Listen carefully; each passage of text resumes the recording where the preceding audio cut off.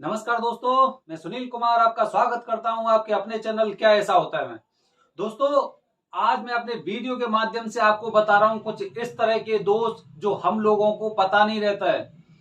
किसी ने कुछ कहा, किसी ने कुछ कहा। एक पंडित जी के पास जाते हैं, वो अलग तरह की समस्या बताते हैं। दूसरे पंडित जी के पास जाते हैं तो अलग तरह की समस्या बताते हैं। क्यों? क्योंकि वजह है कुंडली का ढंग से वो निरीक्षण नहीं कर पाते हैं। कुंडली नहीं देख पाते हैं वो लोग, और बस एक तरह से चीजें देखी कि हाँ भाई, राहु हो गया, केतु हो गया, और यहाँ पे आपके बृहस्पति बैठे हैं, इस भाव में शनि बैठा हुआ है। लेकिन आपके कुंडली की जो पूरी जो महादशा होती है कुंडली के बारे में बिल्कुल नहीं बता पाते हैं। यही एक वजह होती है। पहले के समय में आपने देखा होगा दोस्तों कि पहले जब किसी के बच्चे होते तो सबसे पहले वो अपने जो भरोसेमंद पंडित जी होते थे, जो प्रकांड पंडित होते थे, वो पहले से ही हर चीज के बारे में बता देते थे कि आपके बच्चे पर यह समस्या है। आज हम इस जगह क्यों आ गए हैं? वजह क्या है? वो वजह यही है दोस्तों, क्योंकि हम लोगों को खुद जानकारी नहीं है। हम सनातन धर्म से लोगों के बहकावे में आकर हटते जा रहे हैं। कुंडली से कुछ नहीं होता है, भाग्य कुछ नहीं करता है।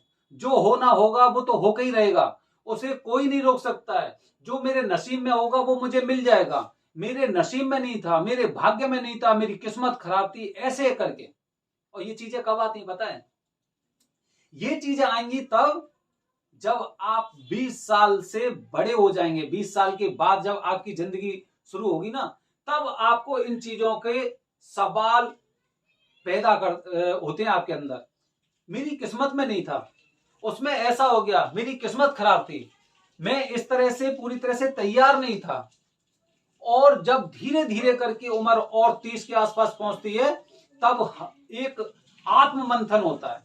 एक मंथन हम अंदर ही अंदर करते हैं कि ऐसी क्या समस्या है। हमने अच्छी तरह से पढ़ाई की है, हमने किसी का दिल नहीं दुखाया है, हमने कोई गलत काम नहीं किया है, हमने कभी किसी गलत काम में किसी की मदद नहीं की है, हमने जानवरों के लिए, हमने पक्षियों के लिए अच्छा ही कार्य किया है, हम दूसरों की मदद करते हैं, उनकी सेवा करते हैं।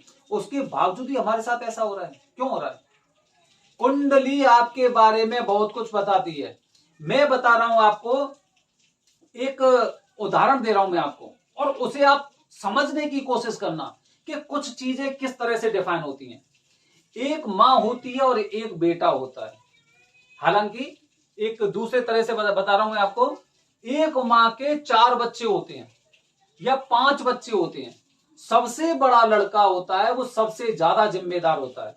सबसे बड़ा लड़का बहुत ज्यादा जिम्मेदार, अपने परिवार की देखरेख करना, अपने परिवार की चीजों को समझना, और पूरी जिम्मेदारी शुरू से लेके अंत तक। अगर माँ की तबीयत खराब है तो उसके बाद भी जो छोटे भाई हैं, बहनें, उनके लिए खाने का इंतजाम करना। अगर मम्मी घर पर नहीं है, वो कहीं बाहर गई हुई हैं, तो अपने भाइयों की, बहन की मदद करना, उन्हें अपने साथ बिठा के उन्हें पढ़ाना लिखाना, सब कुछ। मतलब पूरा काम उन्होंने अपनी जिम्मेदारी से किया। पिताजी को भी बहुत फक्र कि मेरा बेटा ऐसा है, मां को भी ऐसा लग रहा है। लेकिन स्थिति क्या होती है?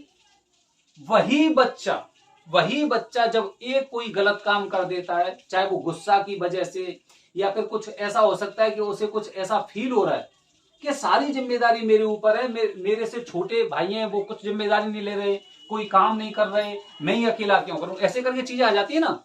तो उस समय क्या होता है, एक हल्का सा ऐसा कोई ऐसा गुस्से में काम कर दिया, उसकी वजह से माता का दुश्मन, पिता का दुश्मन, और एकदम पूरी तरह से बैर।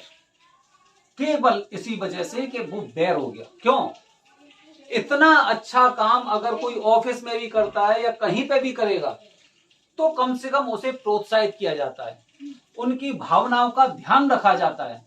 लेकिन क्या हुआ कि पूरी जिम्मेदारी से सारे काम करने के बावजूद भी अंत में उसे क्या मिला? कुछ नहीं, केवल नफरत, केवल अपमान। और दूसरी बात ये कि जब उसे किसी चीज की जरूरत है तो उसका साथ ना देना, सहयोग नहीं मिला। क्यों हुआ? कुंडली की वजह से। कब पता चला उस इंसान को? 50 साल की उम्र में, जब खुद के बच्चे हो गए। तो दोस्तों, ये क्या होता है? अगर हम पहले से ही कुंडली का निरीक्षण किसी अच्छे पंडित जी से करवा लेते हैं तो ये दोष पैदा नहीं होता।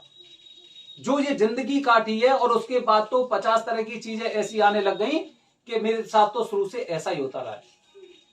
ये मैं घर परिवार की कहानी बता रहा हूं, और ये अधिकांश जगह ऐसा होता है कि आपस में एक दूसरे के ऊपर आरोप प्रत्यारोप चलते रहते हैं। तो दोस्तों, अगर हम कुंडली का शुरुआत में ही अगर कुछ निरीक्षण करवा लेते हैं, किसी अच्छे पंडित जी से मिलकर अपनी कुंडली के जो जितने दोष होते हैं, ग्रह होते हैं, कौन सा ग्रह मेरा कमजोर है, कौन सा ग्रह मेरा मजबूत है, उसका मुझे कैसे फायदा उठाना है, अगर जो ग्रह अगर कमजोर है तो उन्हें स्ट्रांग कैसे करना है, अगर हम ये बात कुंडली पहले ही दिखा लेते तो आज ये वाली नौबत नहीं आती। न जाने कितने ऐसे लोग होंगे जो पूरी मेहनत से शिद्दत से काम करते हैं, पढ़ाई करते हैं, लेकिन उसके बावजूद भी अंत में क्या होता है, कोई अच्छी नौकरी नहीं मिली।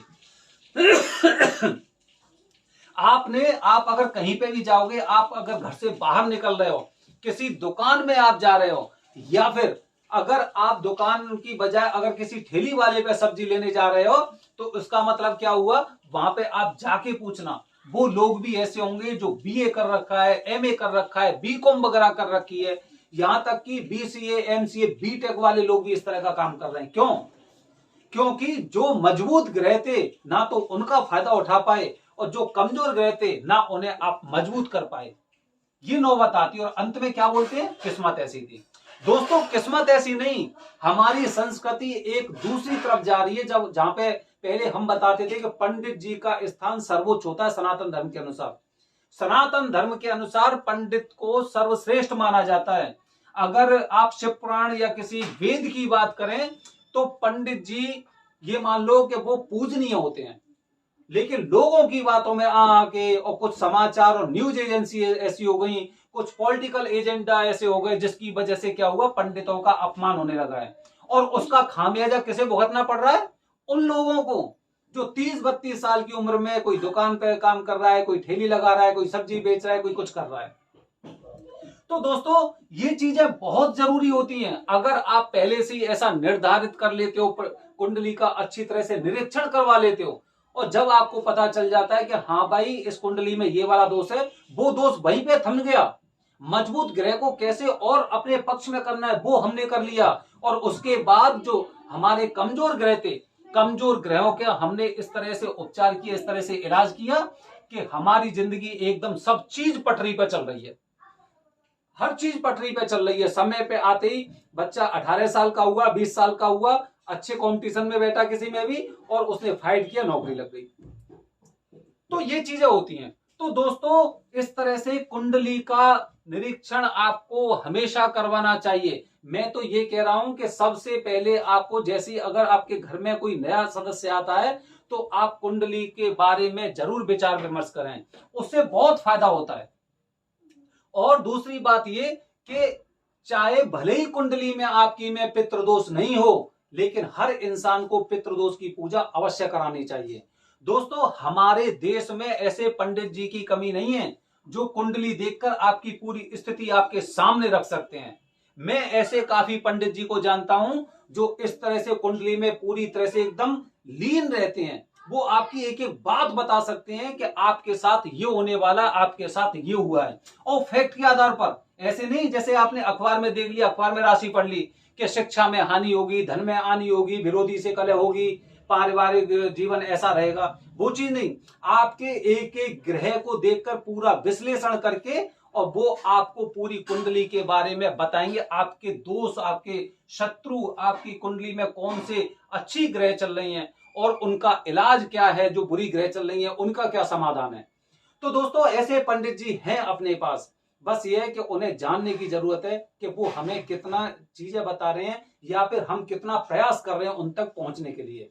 दोस्तों, अगली वाली वीडियो में बताऊंगा कुछ अलग जानकारी, तब तक बने रहिए हमारे चैनल के साथ। धन्यवाद दोस्तों, जय हिंद, जय भारत, हर हर महादेव।